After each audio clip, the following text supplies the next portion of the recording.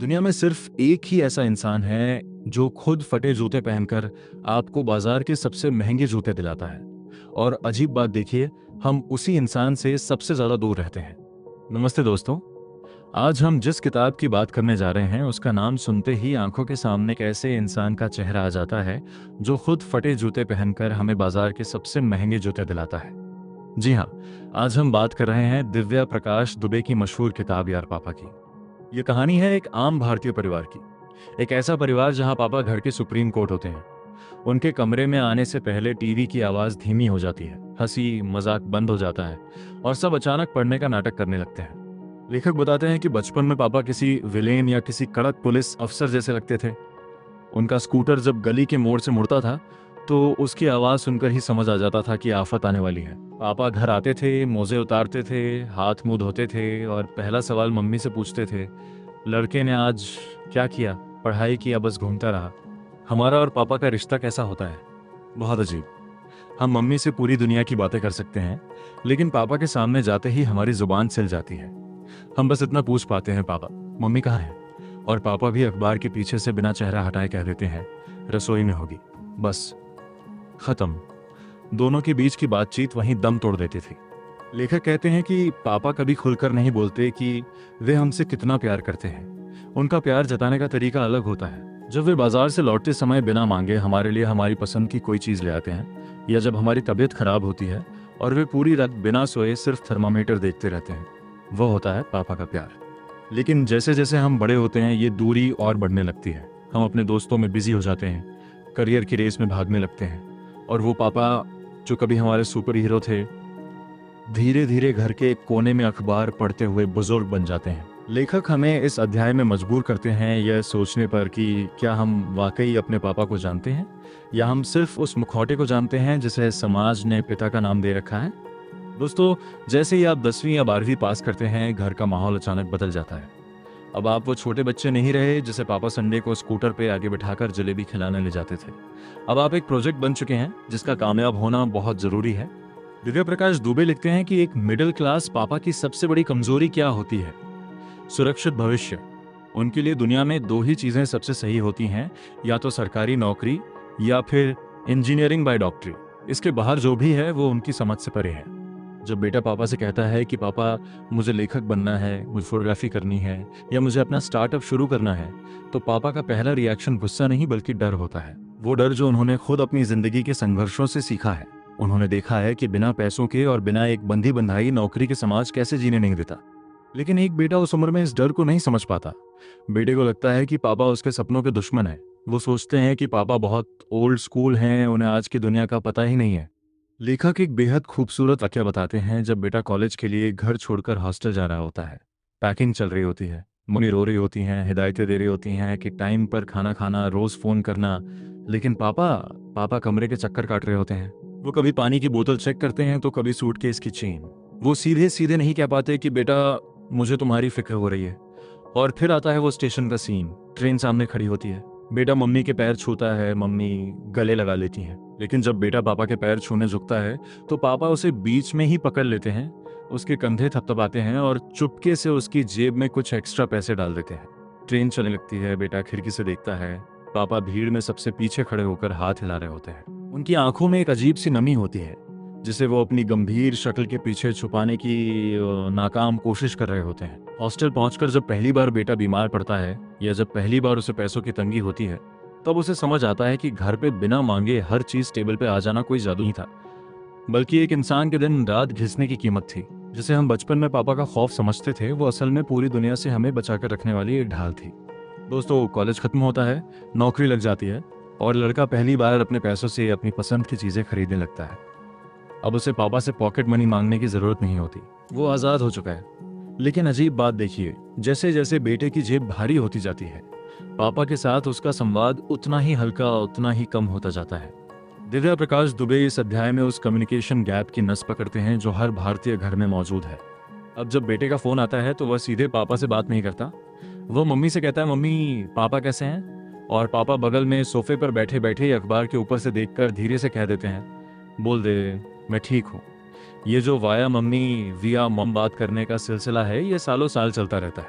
पापा कभी फोन छीन कर ये नहीं कहते कि बेटा तेरी बहुत याद आ रही है, घर आजा। और बेटा भी कभी हिम्मत करके ये नहीं कह पाता कि पापा मैं आज जो कुछ भी हूँ आपकी वजह से हूँ। End quote. लेखक बताते हैं कि एक समय ऐसा आता है जब बेटा घर लौटता है, छुट्टियों में या दिवाली पर। वो बहुत सारे गिफ्ट्स लेकर आता है, मम्मी के लिए साड़ी, छोटी बहन के लिए फोन और पापा के लिए एक महंगी शर्ट या घड़ी।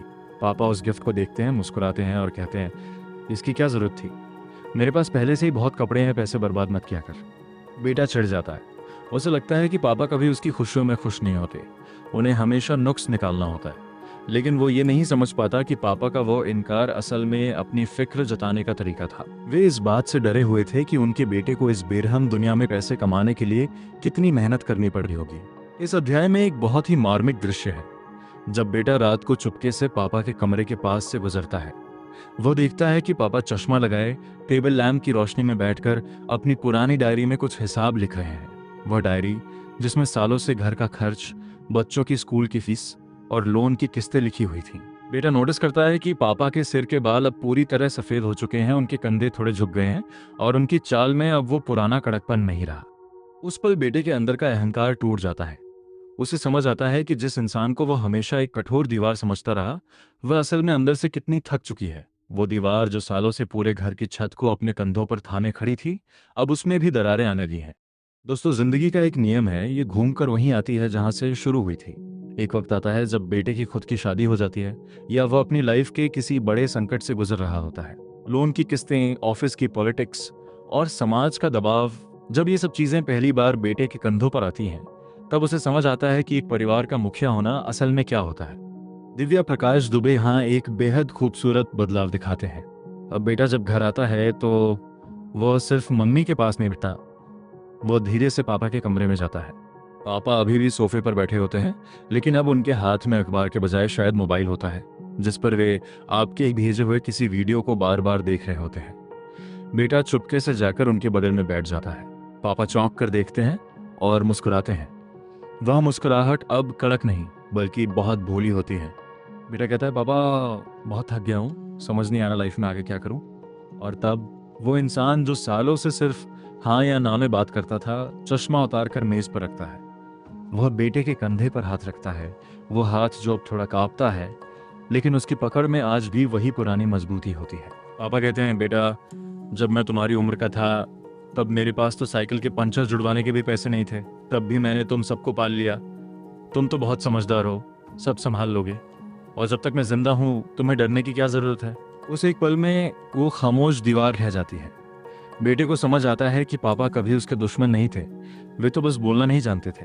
पहली बार दोनों साथ बैठकर चाय पीते हैं। पहली बार पापा अपनी जवानी के किस्से सुनाते हैं, कैसे उन्होंने मम्मी को पसंद किया था, कैसे उन्होंने अपनी पहली नौकरी के पैसों से दादाजी के लिए कुछ खरीदा था। अब बातचीत वाया मम्मी नहीं होती। अब बेटा पापा से कहता है यार पापा आप भी ना कमाल हो, और पापा भी खिलखिलाकर हंस पड़ते हैं। ये वो दौर है जहां पिता अपनी गद्दी बेटे को सौंप देता है और खुद उसका सबसे बड़ा यार बन जाता है। अब वे एक सख्त गाइड नहीं बल्कि एक ऐसे दोस्त हैं जो जानते हैं कि उनका बेटा अब खुद एक मजबूत पेड़ बन चुका है। दोस्तों, प्रकृति का एक बहुत ही कड़वा लेकिन खूबसूरत नियम है। एक वक्त आता है जब घर का वो सुप्रीम कोर्ट, वो कड़क इंसान धीरे धीरे एक छोटे बच्चे में बदलने लगता है। दिव्या प्रकाश दुबे लिखते हैं कि बुढ़ापा सिर्फ झुर्रियों का नाम नहीं है। बुढ़ापा तब दिखने लगता है जब पापा बाजार से आते वक्त चीजें भूलने लगते हैं, जब वे डॉक्टर के पर्चे को चश्मा लगाकर भी ठीक से नहीं पढ़ पाते, जब उनके डॉक्टर का फोन आपके नंबर पे आने लगता है और उनकी दवाइयों का बॉक्स आपके हाथ में आ जाता है। एक दिन अचानक आपको एहसास होता है कि भूमिकाएं बदल चुकी हैं। अब आप पिता बन चुके हैं और आपके पापा आपके बच्चे। लेखक एक बहुत ही मार्मिक दृश्य बयां करते हैं। पापा अब आपके साथ चलने में थोड़े पीछे छूटने लगते हैं।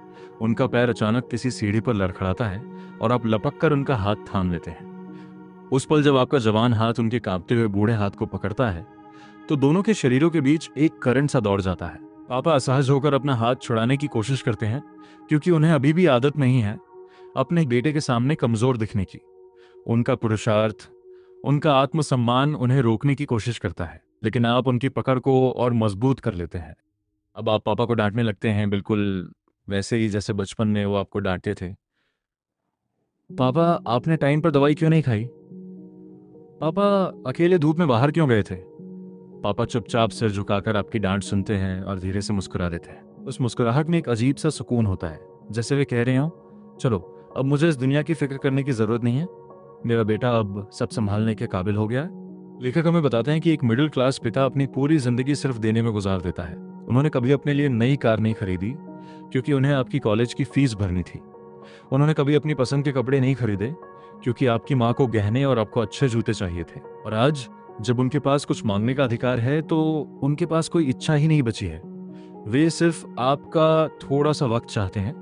वे चाहते हैं कि आप शाम को थोड़ी देर उनके पास बैठें, भले ही आप दोनों के बीच कोई बात ना हो, पर आपका होना ही उनके लिए बहुत बड़ा सहारा बन जाता है।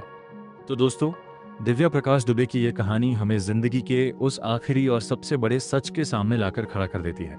एक दिन अचानक घर के उस कोने से अखबार हटने वाला है। वो पुरानी डायरी बंद होने वाली है और वो स्कूटर जो कभी गली के मोड़ से आवाज करता था, हमेशा के लिए खामोश होने वाला है।